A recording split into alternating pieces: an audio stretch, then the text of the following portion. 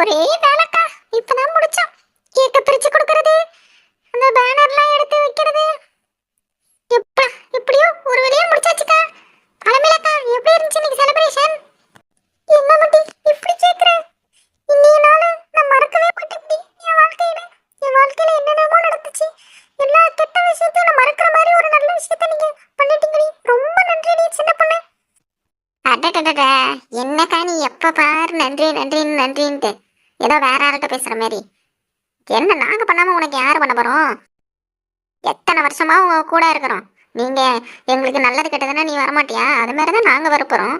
இதுல என்ன இருக்கு? இந்த மாதிரிலாம் என் மனசை சந்தோஷப்படுத்தி எனக்கு பழக்கப்படுத்தாதீங்க. என் வாழ்க்கையில நம்பி